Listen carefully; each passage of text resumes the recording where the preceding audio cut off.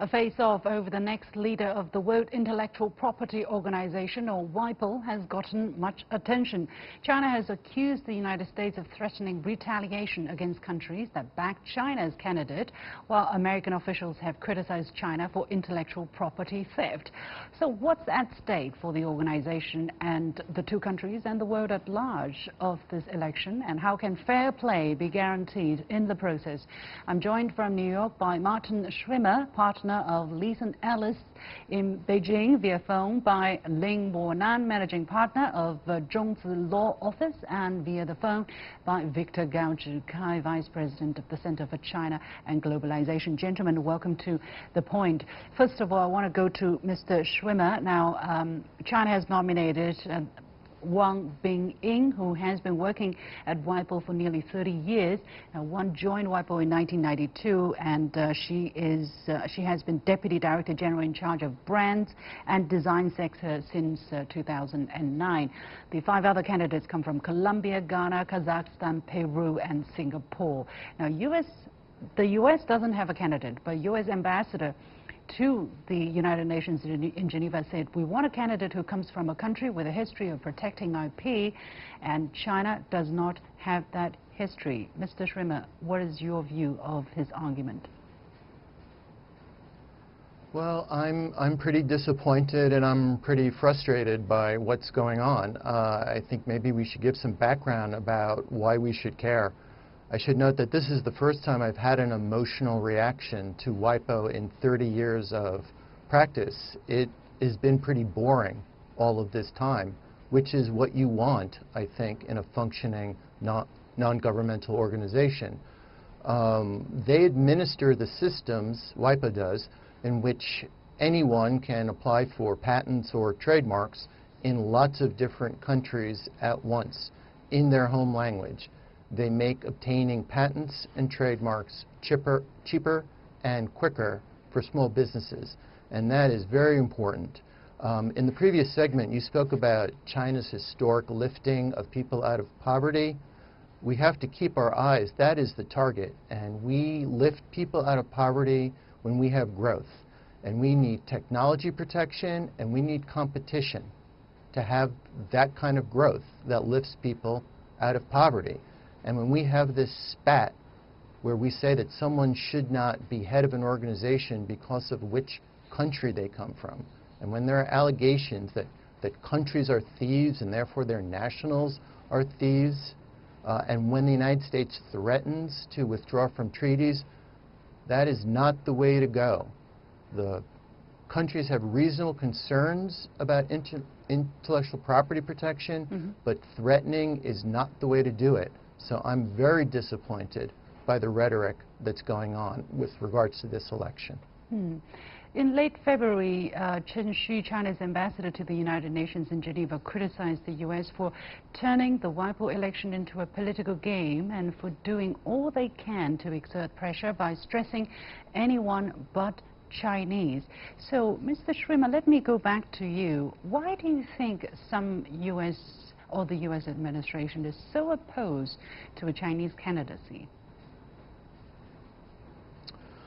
Well, I can't speak to the mental states of the United States government, but obviously it's all of a piece with an approach to international trade which involves threatening and retaliation with regards to our trade with China.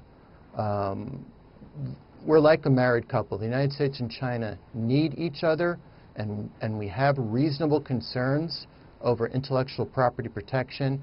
And in my personal view, the way to go about that is like through mediation and through talking about our reasonable concerns. This United States administration does not have that tactic. Their tactic is to threaten. So they have made allegations that because there is intellectual property theft in China, as there is, and as there is in other countries, that therefore the Chinese government directs that theft, and should there be a Chinese national as the head of WIPO, in some way that person would facilitate IP theft. That at least is the stated United States concern with this candidate. Now, whether we should take that at face value I'm not quite sure.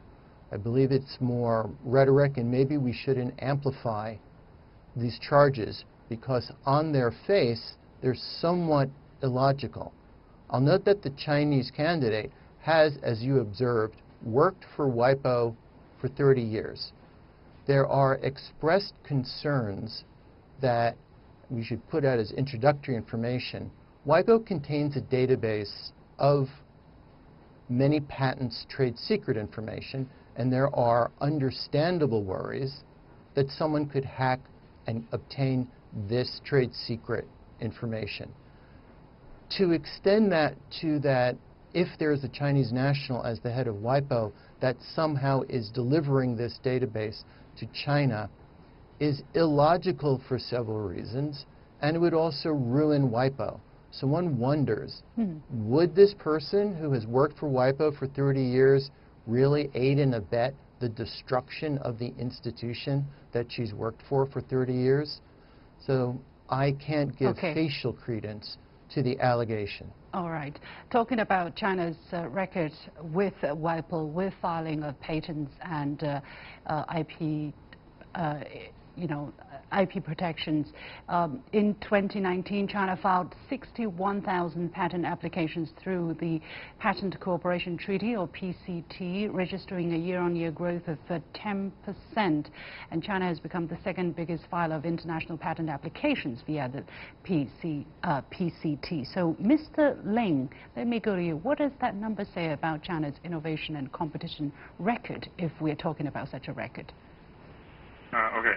The Chinese patent filing through PCT procedure has been on a constant rise in recent years.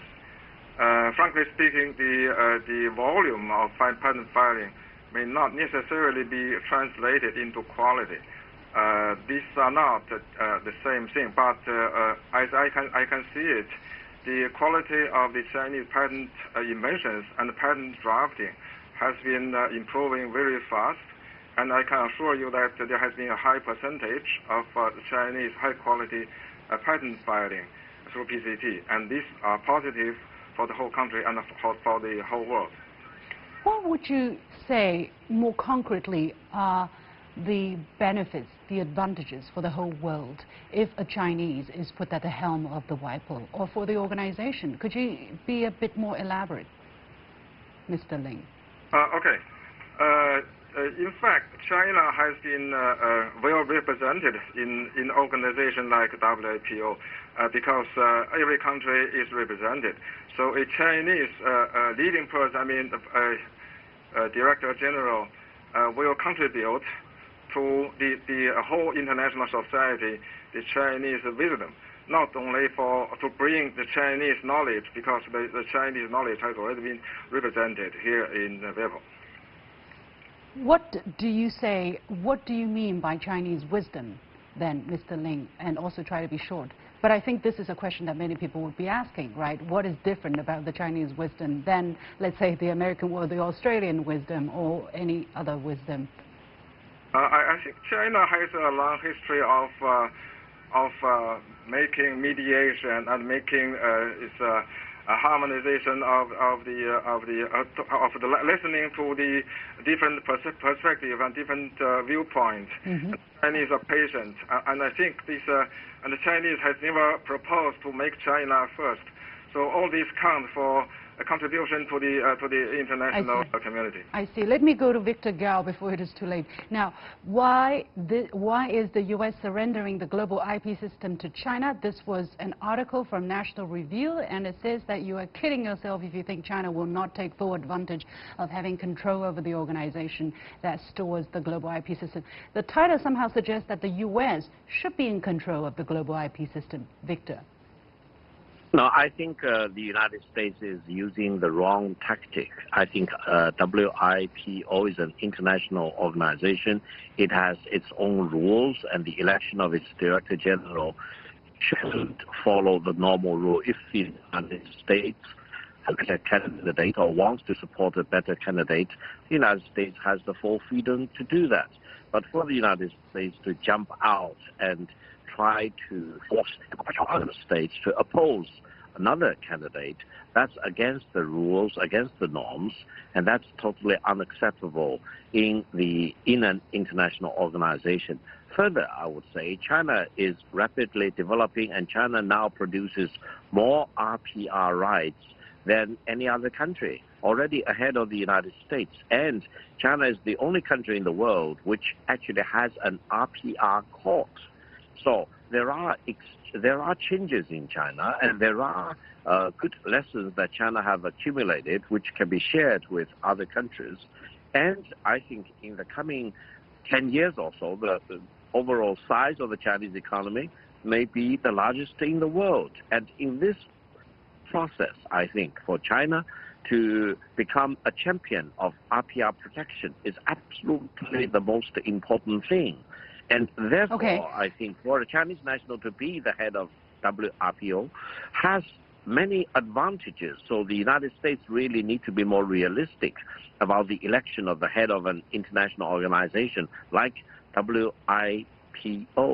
So will it help China further protect IP, further foster an IP protection awareness if a Chinese person is at the realm of the WIPO, Mr. Gao?